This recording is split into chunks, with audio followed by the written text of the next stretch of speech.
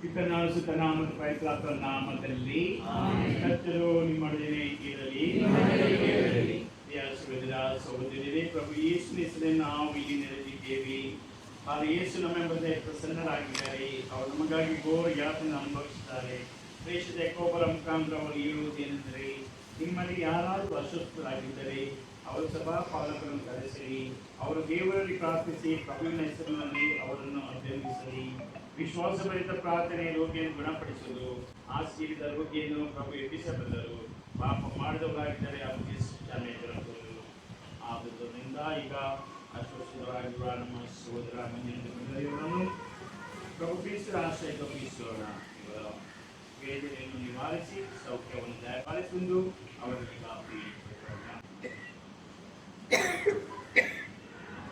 ದೇವರ ವಾಕ್ಯ ನಾವು ಆಲಿಸೋಣ. ಮಾರ್ಕನು ಬರೆದ ಪವಿತ್ರ ಶುಭ ಸಂದೇಶದಿಂದ ವಾಚನ. ಆ ಕಾಲದಲ್ಲಿ ಯೇಸು ಕರ್ತನ ಮಂದಿರದಿಂದ ಹೊರಟು ಯಾಕೋಬ ಮತ್ತು ಯೋಹಾನನ ಸಂಗಡ ಸಿಮೋನ ಹಾಗೂ ಅಂದ್ರೇಯನ ಮನೆಗೆ ಹೋದರು.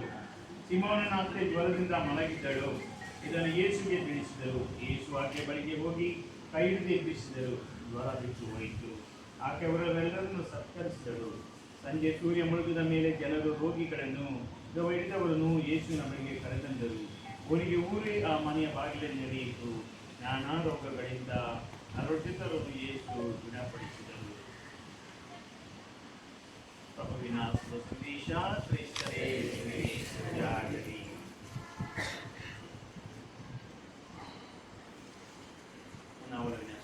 ಸಹೋದರರೇ, ಈ ವಿಶ್ವಾಸದಿಂದ ಹೇಗೆ ಯೇಸುವಿನ ಪಾದದಲ್ಲಿ ಬಂದು ಅವರೆಲ್ಲರೂ ಯೇಸು ಅದೇ ವಿಷಯ ನಾವು ಯೇಸುವಿನ ಪಾದದಲ್ಲಿ ಹೇಳಿದ್ದೇವೆ.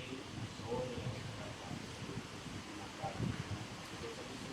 ಹಾಗೂ ನಮ್ಮ ಸಹೋದರರು ಅವರ ಪಾದಗಳಿಂದ ಅವರಿಗೆ ಎಲ್ಲ ವರ್ಗದಲ್ಲಿ ಎಲ್ಲ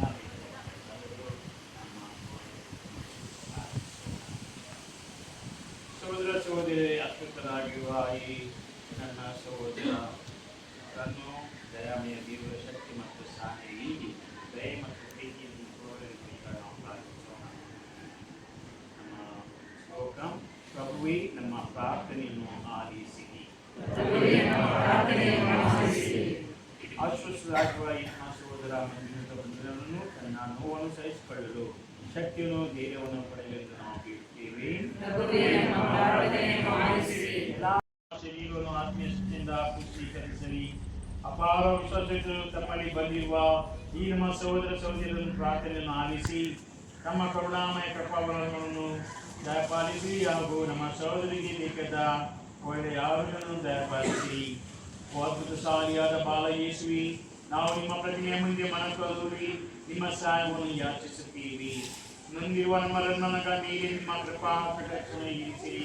ಪ್ರೀತಿಮಯ ಹಾಗೂ ಕರುಣಾಭರಿತ ಉಳ್ಳ ನೀವು ನಮ್ಮ ದೀನ ಪ್ರಾರ್ಥನೆಯಿಂದ ಮನಕರಗಿ ನಮ್ಮ ಭಕ್ತಿಯ ಗೌರವ ವರಗಳನ್ನು ದಯಪಾಲಿಸಿರಿ. ಪ್ರತ್ಯೇಕವಾಗಿ ನಮ್ಮ ವರವು ನಮ್ಮ ಸಹೋದರಿಗೋಸ್ಕರ ನಾವು ಬೇಡುತ್ತೀವಿ. ನಮಗೆ ಬಂದೊದಗಿರುವ ಕಷ್ಟ ಕಾರ್ಪಣೆಗಳನ್ನು ಪ್ರತ್ಯೇಕವಾಗಿ ನಮ್ಮ ಸಹೋದರರಿಗೆ ಬಂದ ಕಷ್ಟವನ್ನು ಆಲಿಸಿ ಉಪಕಾರವನ್ನು ಉಪಶಮನವನ್ನು ನೀಡಿ ನಮ್ಮ ಸಹಾಯವನ್ನು ಪಡೆದು ಧನ್ಯರಾದ ನಾವು ಪಿತರೆಂದಿಗೂ ಪವಿತ್ರಾತ್ಮನ ಸದಾಕಾಲಕ್ಕೂ ನಿಮ್ಮನ್ನು ಸ್ತುತಿಸುತ್ತೇವೆ. ಆಮೆನ್.